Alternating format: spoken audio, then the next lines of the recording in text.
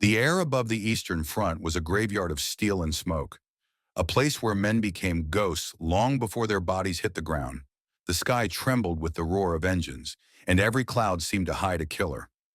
On that frozen morning, one Soviet pilot found himself alone against a legend of the Luftwaffe, a German ace whose reputation stretched across Europe, a man credited with hundreds of victories, each one another flame falling from the clouds. The Soviets' Yak-1 was already damaged, the paint scorched, the wings trembling from bullet holes. He had been escorting bombers returning from a raid when the attack came, a swarm of Messerschmitts slicing down from the sun. Within minutes, the sky dissolved into chaos. Tracers carved orange lines through the air, engines screamed, and the horizon burned with smoke and fire. By the time he realized what had happened, the rest of his squadron was gone. It was just him now, a single wounded bird hunted by a machine built to kill. The Luftwaffe ace spotted him easily. From above, the Soviets' plane was nothing more than a dark scar across the endless white fields below. He adjusted his trim, aligned his sights, and descended with the cold patience of a predator.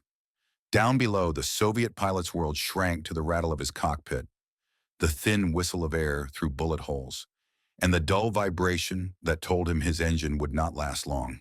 He had seconds to think, maybe less. Straight flight meant death. Evasive maneuvers meant delay, not survival. The German was faster, higher, and better armed.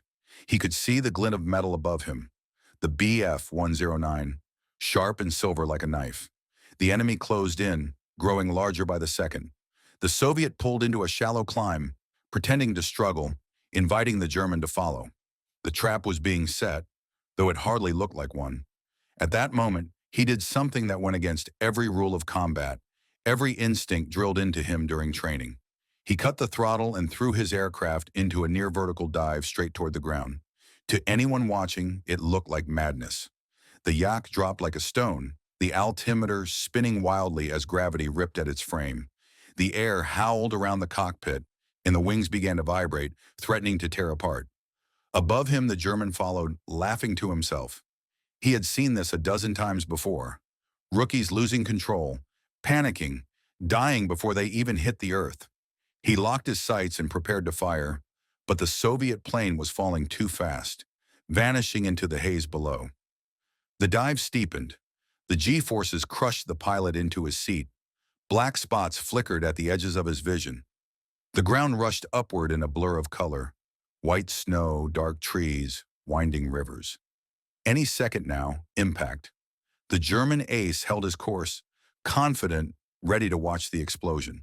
But just above the treetops, the yak flicked sideways, almost invisible against the terrain. A violent maneuver, nearly suicidal, but perfectly timed. The German saw the movement too late. He tried to correct, but his heavier Messerschmitt could not handle the same angle. The sudden pull buckled his wings, and the airflow broke violently around his cockpit. For a heartbeat, the Soviet plane disappeared completely. Then it was gone, swallowed by the forest, lost in the folds of the landscape. To the German, it looked like victory. He pulled up, scanning the ground for smoke, for debris. Nothing, just a faint shimmer of exhaust mixing with the fog. He made one more pass, circling slowly, but there was no wreckage, no sign of life. Convinced his target was finished, he banked away, ready to hunt elsewhere. But the truth was different. Beneath that layer of mist and shadow, the Soviet pilot had leveled out just meters above the frozen earth. The maneuver had nearly torn the wings from his plane, but it had worked. He flew low, following the curve of a river valley, invisible from above. The German ace had been fooled completely. What he believed to be panic was precision. What looked like surrender was strategy.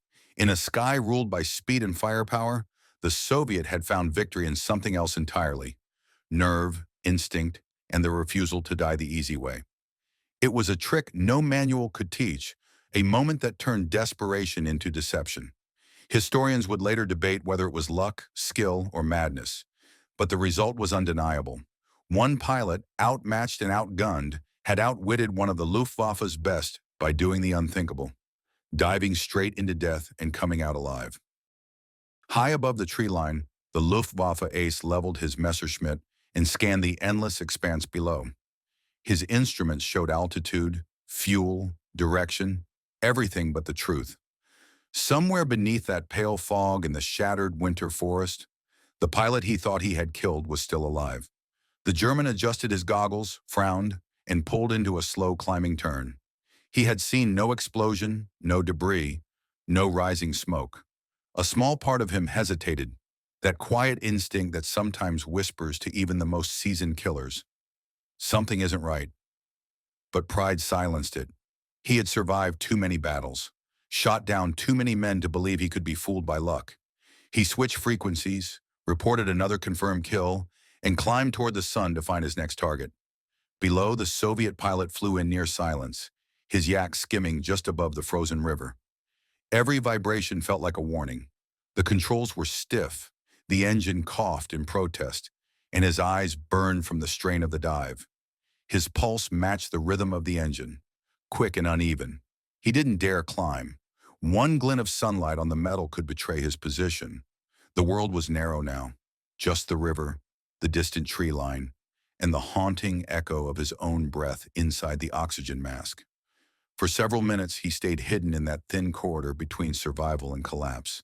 When he finally dared to look upward, he saw a faint dot moving against the clouds, the Messerschmitt circling lazily, unaware. The German thought the hunt was over, but in truth, it had only changed direction. The Soviet began to climb again, carefully, using pockets of mist to mask his ascent.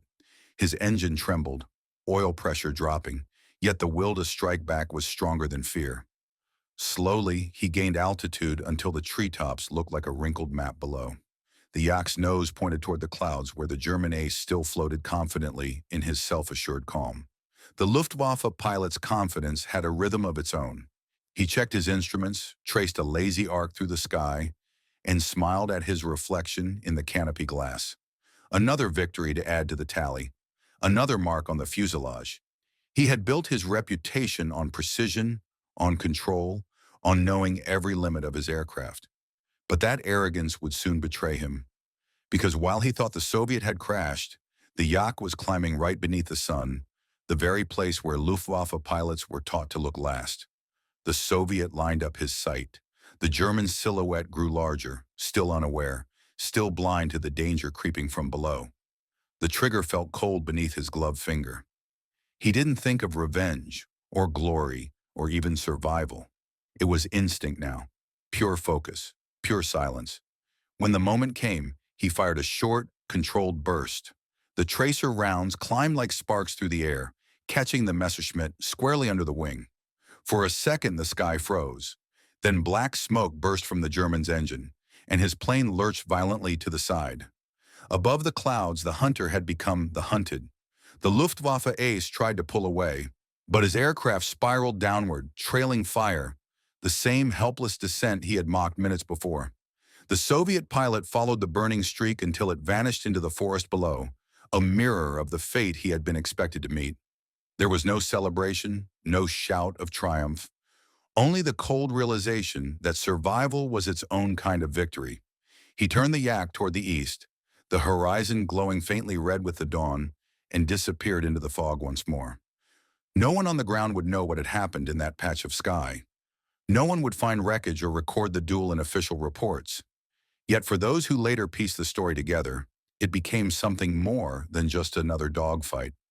It was proof that courage could outthink experience, that desperation could outmaneuver certainty. The insane dive that should have ended one man's life instead became his salvation, and the downfall of a legend. The wreck of the Messerschmitt burned deep in the forest for hours, a thin column of smoke twisting into the pale morning sky. To the few villagers miles away, it was just another crash, the sound of war that had become part of their daily silence. They didn't know who had fallen or who had survived. Up above, the Soviet pilot climbed higher, his yak rattling like a dying heartbeat. The gauges were red, the wings scarred, and yet he pressed forward. Adrenaline still surged through his body, but beneath it, a new kind of emptiness began to settle. The strange quiet that follows survival. He had escaped death, but not untouched. The dive had pushed his plane beyond its limits, And now every second in the air was a gamble. The radio crackled faintly, distorted by static. Voices of his squadron, fragments of code, maybe even rescue signals. He couldn't tell. His hands trembled on the controls, the smell of oil and burned metal thick in the cabin. He thought of how close he had come to the ground, to that thin edge where instinct meets oblivion. The insane dive wasn't a plan. It had been desperation refined into motion, born from the part of the human brain that refuses to quit. And it had worked. He had fooled the Luftwaffe's best by doing what no one sane would do, diving straight into what looked like certain death. The engine sputtered, coughed, and finally steadied. He turned east toward the nearest friendly airstrip, though he wasn't sure he'd reach it. Below him stretched an endless sea of white, frozen fields, forests, rivers locked in ice. From above it looked peaceful, but he knew that under that calm surface the earth was filled with scars. Wrecked tanks, burned out homes, and men buried without names. The war had turned everything into silence. Even victory felt like loss. As he flew, the memory of the dive replayed in his mind. The sound of rushing wind, the scream of the engine, the violent jolt as he pulled up just meters from the earth. He didn't remember making the decision. It had simply happened. There was no strategy, no calculation, only a raw refusal to die on someone else's terms. The German ace had followed procedure, trusting his experience and the rules of aerial combat. The Soviet pilot had abandoned all of them. That was why he lived. Hours later, with fuel running low, he spotted the faint outline of an airfield half buried in snow. He lowered the landing gear, praying the hydraulics would respond. The yak hit the ground hard, skidding across the icy strip before jerking to a halt. The world went still. For a long moment, he sat in silence, hands gripping the stick, heart still racing. He had cheated death, outwitted a legend, and survived a battle that shouldn't have been possible. Yet as the canopy fogged with his breath, he felt no triumph, only exhaustion and disbelief. When ground crews finally reached him, they found a man covered in oil and frost, his eyes hollow, his voice quiet. They asked what had happened, how he'd survived. He simply said, "I dove." No one understood. Later, when they examined the yak, the mechanics shook their heads. The wings were bent, the control rods nearly snapped, the structure warped from pressure. By all logic, the plane should have disintegrated. The report filed that day was short, clinical, almost indifferent. No mention of the German ace, no record of the insane maneuver, just a note: returned from mission. Aircraft damaged, pilot safe. But among the men at the airfield, the story spread like wildfire. The pilot who dove into death and came out alive. Some called it madness. Others called it genius. All agreed on one thing: no one would ever forget it. That night, the airfield was wrapped in fog, the kind that swallows sound and turns engines into distant whispers. The Soviet pilot sat alone beside his grounded yak, its skin dented and scorched, the once bright red star now barely visible under layers of frost and dust. Mechanics moved around quietly, checking for damage, whispering to one another in disbelief. Word had already spread through the camp. The story of the pilot who dove into the earth to escape a Luftwaffe ace and somehow lived. Some laughed, calling it luck. Others stared at him with a strange mixture of respect and fear, reserved for those who had looked death in the face and didn't blink. He didn't feel like a hero. His hands still shook from the dive, the echoes of engine vibration haunting his muscles. Every time he closed his eyes, he saw the ground rising toward him, faster, closer, until the moment vanished in black. He hadn't even felt the pull of the controls when the plane leveled out. It had been instinct, pure and blind. There had been no courage in that moment, only survival. The memory burned deeper than pride could reach. The squadron commander came to see him, an older man with lines etched deep into his face from years of exhaustion. He asked questions: how fast, how low, what altitude, what speed? The pilot answered mechanically, his voice dull, detached. The commander scribbled notes but didn't press further. He understood the look in the young man's eyes. The 1,000-yard stare of someone who had seen too much sky, too much fire. Before leaving, the commander placed a gloved hand on his shoulder. "You fooled him," he said quietly. "That's how we win now. Not with numbers, not with strength, but with tricks. Then he walked away, leaving the pilot alone with his thoughts. Outside, the night deepened. The wind howled through the skeletons of hangars, carrying the distant thud of artillery somewhere beyond the horizon. The pilot watched the shadows move across the snow, wondering how many others were flying at that very moment, fighting their own invisible duels high above the front.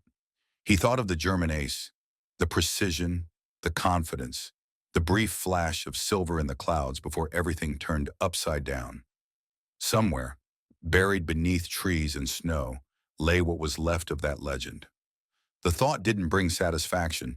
It only reminded him how thin the line was between skill and luck, genius and madness. At dawn, he walked back to the yacht. The mechanics had done their best to patch it up. Crude welds, temporary repairs, a new coat of paint over torn metal. It looked whole from a distance, but the scars were there, permanent and visible up close. He ran his hand along the fuselage and felt the dents like old wounds. The sky above was pale and endless, already humming with the faint echo of engines from somewhere far away. Orders would come soon. There would be another mission, another flight, another fight. That was the rhythm of war. One victory blending into another battle before anyone could breathe. As he climbed onto the wing, a thought passed through his mind. Not of glory or revenge, but of the strange, impossible moment when instinct had saved him. It was a reminder that survival was never guaranteed, that even the smallest hesitation could mean the difference between vanishing into the clouds or walking back to solid ground. He looked out over the runway, frost glittering in the early light, and realized the truth that every pilot came to understand sooner or later. In the sky, courage wasn't about facing death. It was about outsmarting it. The next morning broke with a pale metallic light that painted everything in shades of gray. Frost clung to the edges of the aircraft, and the air smelled of oil and cold iron. The pilot moved slowly, his body aching, his mind still heavy with the memories of the dive. Sleep had come in fragments, haunted by flashes of the spinning altimeter and the roar of wind tearing at the fuselage. Around him, the airfield was waking up, engines sputtering, men shouting orders, mechanics dragging crates of ammunition through the snow. War never waited for rest. It demanded motion. The new orders were brief: reconnaissance over a sector recently retaken from the enemy. The mission was low priority on paper, but everyone knew what it meant. Fly deep into contested airspace, alone, and come back alive if you could. His commander didn't say much, only handed him the map and a half-smile that carried both admiration and pity. The pilot nodded, not out of confidence but acceptance. He had cheated death once. He knew it would not forgive a second mistake. As the yak's engine coughed to life, the familiar vibration returned through the pedals, the kind that connected man and machine like heartbeat to body. The patched wings trembled, the propeller blurred into a ghostly circle, and for a moment he hesitated. The last time he had been in the sky, he had fallen through it like a stone, trusting only his instincts. Now those same instincts whispered caution. Yet he pushed the throttle forward anyway, and the plane rolled onto the runway, gathering speed until the ground released its hold. The world below shrank again into a frozen map. The sky that morning was deceptively calm. Thin clouds stretched across the horizon, and the sunlight glimmered weakly on the snow. From above, the war looked quiet. No explosions, no fire, only a vast, silent whiteness. But experience had taught him that silence in war was rarely peace. It was the pause before something terrible. As he flew east, the radio hummed faintly, static mixed with fragments of distant voices. He checked his instruments. Fuel steady, temperature high but manageable, airspeed climbing. Everything looked normal, but his pulse remained uneven. Below him, he saw the remains of old battles, blackened craters, burned tanks half buried in snow, twisted shapes that once had been machines, maybe men. The land itself seemed exhausted, scarred beyond recognition, and in that landscape he felt a strange kinship. He too was cracked, but still flying. The thought carried him forward. He adjusted altitude, scanning the horizon for movement. The mission demanded observation, not combat, but in this war one often turned into the other without warning. Minutes passed. Then on the far edge of his vision, something moved. A glint, sharp and brief, reflecting the sun. It could have been nothing, a trick of light on snow. But he knew better. He had seen that glint before, the polished wing of a Messerschmitt catching morning light. His breath slowed. The instruments didn't lie. Something was approaching fast, descending from a higher altitude. Another German patrol, maybe another ace, maybe just a ghost of the sky. Whatever it was coming for him. He didn't panic. He had already lived through the worst a pilot could face. Instead, he scanned the terrain below. Wide rivers, broken forests, stretches of frozen marsh. Every shape, every shadow became a calculation. He had learned that survival wasn't about outgunning the enemy, but outthinking him. The insane dive that had saved him once wasn't just a trick. It had been a lesson. If he faced another chase, he would not run the same way, but he would still use madness as a weapon. Far behind, a black dot grew larger, closing fast. The sound reached him seconds later.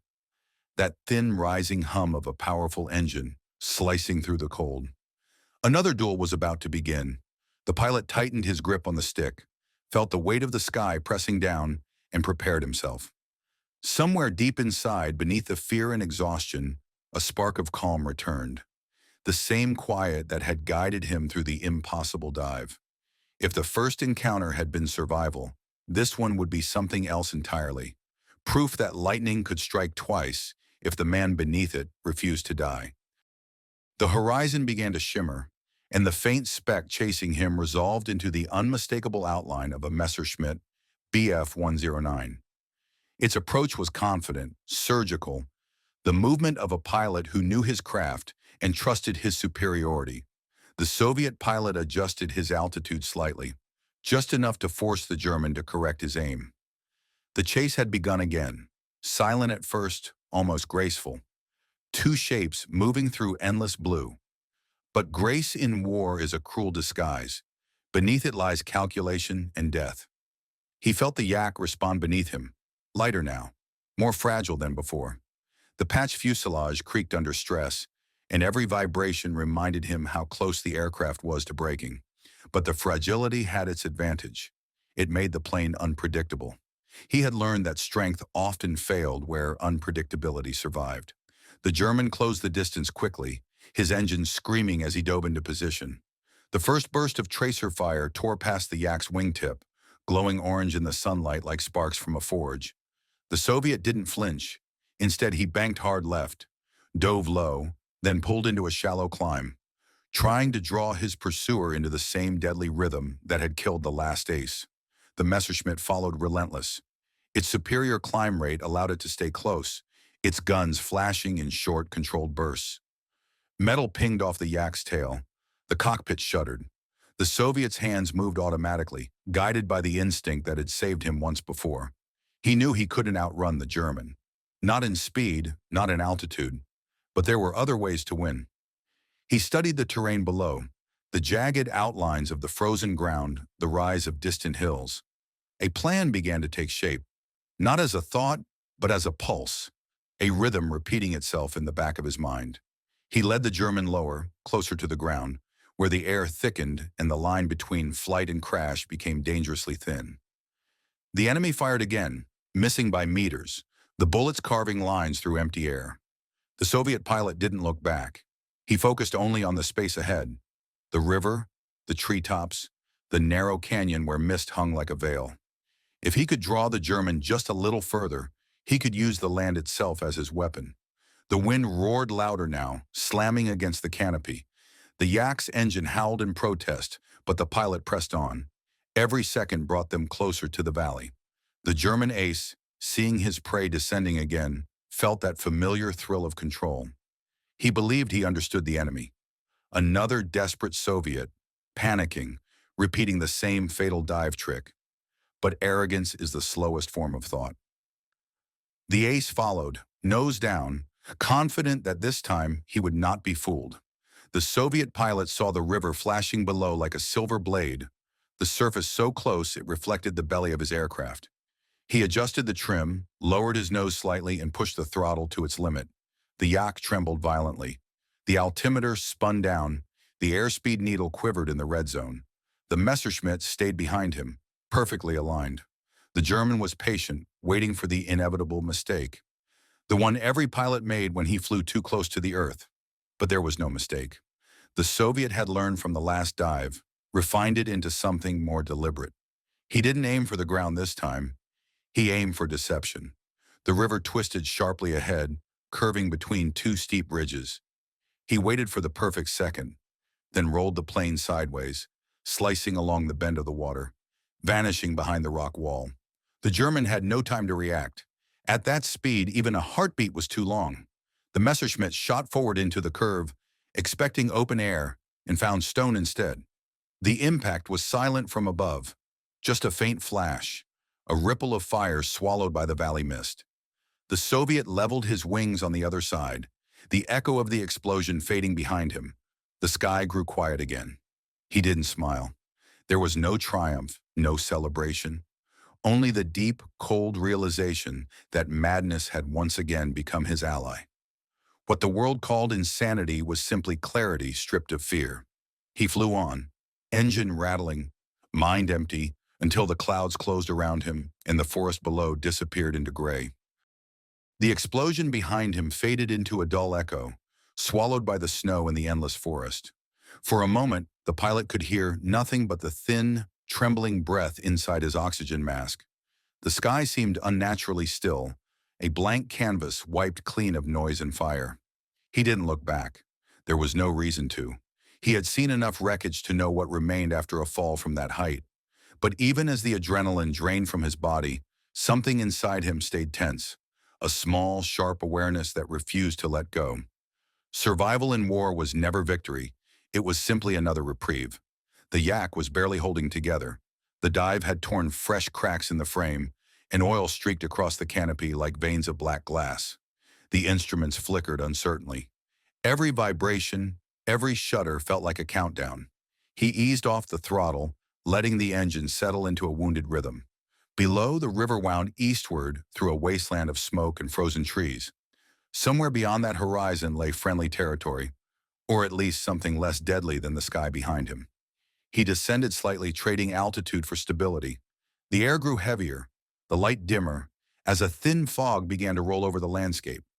It reminded him of the first time he had flown, how the clouds had looked endless then, soft and untouched, before he learned how easily they could hide death. War had changed his vision.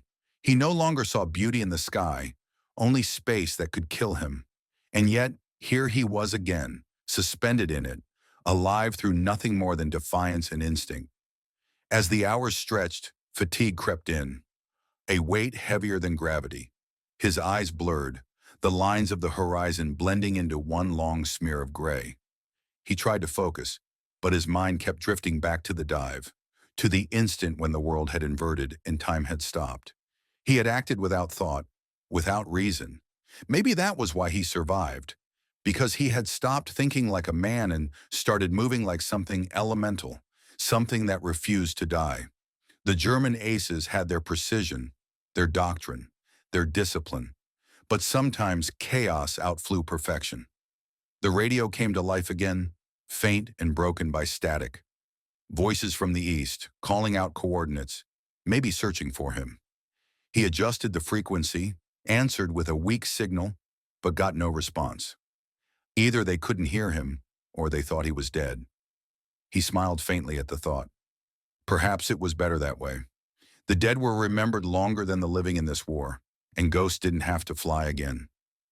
The fog thickened. Shadows of forest passed beneath him like black rivers.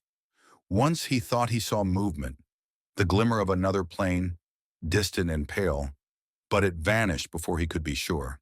The mind played tricks after too much fear, he knew that. Still, he checked his six, scanning the horizon. Empty. Only the endless, frozen calm of the eastern front. He adjusted his heading toward base, though the compass needle danced erratically. Navigation had become a matter of faith. The fuel gauge hovered near empty, the needle trembling as if afraid to stop. He knew he wouldn't make it far, but the thought didn't trouble him. What frightened him more was the silence. That eerie, complete silence after battle, when even the wind seemed to hold its breath. He kept flying anyway. One more kilometer, one more minute, one more heartbeat. The line between courage and exhaustion blurred until they were the same thing. He wasn't chasing victory anymore, just a place to land. Somewhere behind him, two German planes had vanished into the snow and the mist. Somewhere ahead, a runway waited in the cold. And between those 2 points, life, fragile and temporary, balanced in the narrow space of the sky. The fog grew denser, a gray wall that seemed to swallow the world whole. The horizon disappeared. Up and down no longer felt distinct. The instruments were his only truth now, flickering in the dim light of the cockpit. The altimeter wavered, the compass spun sluggishly, and the fuel gauge had fallen deep into the red. The pilot knew he had minutes, maybe less, before the engine surrendered. The yacht shuddered again, coughing through its final breaths, every sound echoing like the heartbeat of a dying animal. He descended through the clouds, hoping to find a clearing, a frozen field, anything that could hold the weight of the plane for a landing. The mist parted briefly, revealing the scarred earth below, fields pocked with craters, scattered wrecks glinting like bones in the snow. The sight was almost surreal. It was as if the war had reached up to claim everything that tried to escape it. He adjusted the throttle carefully, coaxing the engine into one last stretch. As the altitude dropped, he could see shapes emerging through the haze. A cluster of burned-out houses, a thin line of smoke, the remains of a road cutting across the fields. Somewhere near that road, perhaps, there was life. Maybe friendly forces, maybe not. But the decision was already made. There was no other choice. He angled the yacht toward the open plain, the airframe moaning in protest. The landing gear creaked as it lowered, and he felt the familiar drag as the flaps extended. The ground rushed upward. Snow and dirt exploded beneath the wheels as the plane hit hard, bounced once, and skidded across the frozen field. The impact slammed him forward, the seatbelts biting into his chest. For a moment, everything blurred. Sky, ground, motion blending into one violent jolt. Then silence. The yacht came to rest against the edge of a field, its propeller bent, its engine steaming. The pilot sat still, breathing shallowly, his hands still locked on the stick.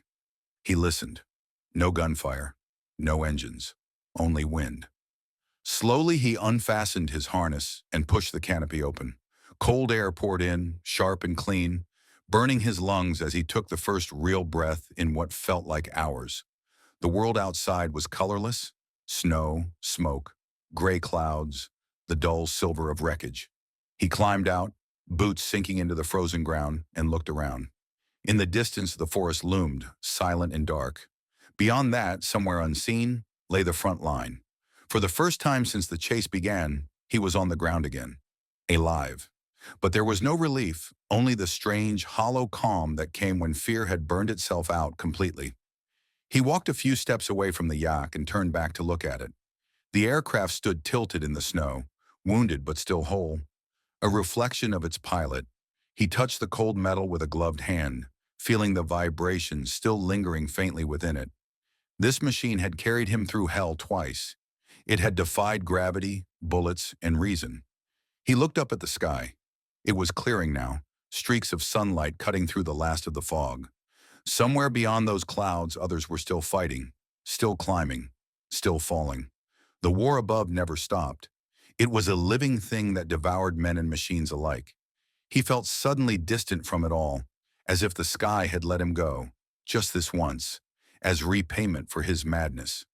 He turned toward the tree line, knowing he couldn't stay there. The engine smoke would draw attention soon, and the front shifted like a living tide. Safety never lasted long. Each step into the snow felt heavier than the last, not from exhaustion, but from the quiet understanding that his luck had an end. Still, he kept walking. He didn't look back. The sky, the wreckage, the dive, the fire, all of it stayed behind him, fading into the cold morning air. For now he was alive, and in a world where every flight could be the last, that was enough. He walked for hours through the snow, the wreck of the yak fading into the mist behind him. The forest ahead was dense and silent, its bare branches clawing at the sky like black veins. Each step crunched in the frost, the sound sharp and lonely. The pilot had no sense of direction anymore, only the faint instinct to move east, toward home, toward something familiar. The air smelled of pine and smoke, the distant residue of war that seemed to cling to everything now. His legs ached, but the movement kept him warm. The adrenaline that had carried him through the battle was gone, replaced by a slow, heavy exhaustion that seeped into his bones. He thought of the sky, the endless noise, the fire, the moments where time vanished into pure instinct. Down here everything was slower, almost too quiet. It was strange to feel the earth again, to walk instead of fly. Yet even on the ground he couldn't shake the sense that the sky was still watching him. The forest deepened. Light filtered through the branches in weak, fractured beams. He found a path of sorts, a track made by retreating vehicles, frozen solid under layers of snow. He followed it until the trees began to thin and the outline of a ruined village appeared on the horizon. The place looked abandoned. Roofs caved in, windows shattered, doors hanging loose. Smoke curled from one chimney, faint but real. That meant life, or danger. At this point, the two were the same. He approached carefully, his breath slow, every sound magnified in the stillness. Near the edge of the village, he saw movement. A woman in a long coat gathering wood, her face pale and lined with fatigue. She froze when she saw him, eyes wide, hands trembling. He raised his arms slowly, showing he carried no weapon. The red star on his torn flight jacket caught the light, and her expression changed. She lowered her hands, nodded once, and motioned toward one of the half-standing houses. Inside, the air was warmer. A small fire burned in the corner, its light flickering across broken walls. The woman poured him a tin cup of water and gestured for him to sit. They didn't speak much. Words weren't necessary. She could see what he was, a soldier alive when too many weren't. He drank, feeling the warmth crawl through him, dull and heavy. The silence between them felt almost sacred, a fragile pocket of peace carved out of a world that had forgotten the word. Through the cracked window, he could see the sky again, pale and calm. For the first time, it didn't look hostile. He thought of the German aces he had outmaneuvered, their confidence, their precision, and realized that none of it mattered anymore. Skill, rank, experience, all of it was dust once the engine failed. In the end, what kept him alive wasn't mastery or luck. It was the refusal to surrender, the instinct to fall when logic said to rise, to dive when every rule said to pull up. The woman said something softly, a question he didn't fully hear. He only nodded. She pointed toward the east, where faint artillery rumble echoed through the snow. Friendly lines, perhaps a few kilometers away. Safety was close, though it felt unreal, almost undeserved. He stood, thanked her with a nod, and stepped back into the cold. The sun was setting now, staining the snow with the faintest trace of red. He looked toward the horizon, toward the invisible front, and felt a strange calm settle over him. The madness of the sky was behind him, but its lessons remained. Sometimes survival wasn't about being the best. It was about daring to do what no one else would, to dive into death, and somehow rise from it again. He started walking east. Each step felt lighter, though the weight of memory stayed. Behind him, the smoke from the fire drifted upward, merging with the clouds. Ahead, the sky waited, quiet, endless, and indifferent. By dawn, the world had turned silver. Frost clung to every branch, every blade of grass, glimmering faintly beneath the weak light of the winter sun. The pilot reached the edge of a frozen plain, where the forest gave way to open land that stretched toward the horizon. In the far distance, faint columns of smoke marked the front lines. Somewhere beyond them lay his unit, his base, his return to the endless rhythm of flight and survival. But for now, there was only stillness, and the slow realization that he was alive when he should not have been. He stopped for a moment and looked back. Behind him, the forest was fading into mist, and somewhere deep inside it lay the wreck of the Messerschmitt, silent and forgotten. No one would ever find it. No one would ever know the exact story of how a single pilot in a battered yak had fooled one of the Luftwaffe's finest. The war would move on, swallowing the evidence like it swallowed everything else. Reports would list the day as uneventful, Another patrol, another sortie, another line in a book of statistics. But he knew that somewhere in those numbers, a small lie lived, a space where the impossible had happened. He continued walking, each step crunching softly against the ice. His boots were heavy, his breath steady. The rising sun warmed nothing, but it gave shape to the world again. He thought of the sky, the weightless chaos of it, the violence hidden behind its beauty. For years he had believed that victory belonged to the best trained, the most skilled, the most precise. But he understood now that survival was built from something rawer, something simpler. The German ace had been flawless, disciplined, a master of control. Yet it was control that had doomed him. Perfection leaves no room for madness, and madness, it seemed, was the only thing the war could not predict. The pilot reached the frozen river and followed it east, his reflection flickering faintly on the ice beside him. He no longer felt fear or pride, only a quiet sense of distance, as if part of him was still up there in the clouds, frozen in that impossible dive. The war had taken so much that even life felt temporary, borrowed from something larger and unknowable. He wondered how many others had survived through such moments of defiance, how many had been called insane for doing what instinct demanded. Perhaps that was the true secret of endurance. Not heroism, not strategy, but the courage to act without certainty. As the day brightened, the low drone of engines reached his ears. He looked up to see 3 aircraft passing overhead, their silhouettes small and dark against the pale sky. For a heartbeat, his body tensed, waiting for the scream of gunfire that never came. They were friendly. He raised one gloved hand in acknowledgement, though he knew they couldn't see him. The planes vanished into the east, and the sound faded with them, leaving only wind and the slow rhythm of his breath. He walked on until the landscape began to change. Trenches half buried in snow, the faint shapes of men moving in the distance. When the first sentry spotted him, there was a shout, then a pause, then laughter as they realized he was one of theirs. They waved him forward. The pilot nodded once, his expression unreadable. Later, when they asked for his report, he gave only what the forms required: altitude, weather, enemy contact, status of aircraft. There was no mention of the dive, no record of the aces, no trace of the insanity that had saved him. Some things didn't belong on paper. They existed only in the space between breath and instinct, between fear and survival. That night, as he sat beside the hangar watching new planes take off into the dark, he looked up at the stars and saw the faint outline of clouds drifting across them. Somewhere up there, beyond the noise and the light, lay the same sky that had nearly killed him and spared him instead. He didn't believe in miracles, only in moments, and sometimes a single moment of madness was enough to change everything. When he closed his eyes, he could still feel the dive, the pull of gravity, the blur of the earth rising fast, the impossible calm just before the turn. It was not fear he remembered, but clarity, the kind that comes only when you've already accepted death and chosen to keep flying anyway. If you enjoyed this video, don't forget to like, comment, and subscribe for more World War II stories.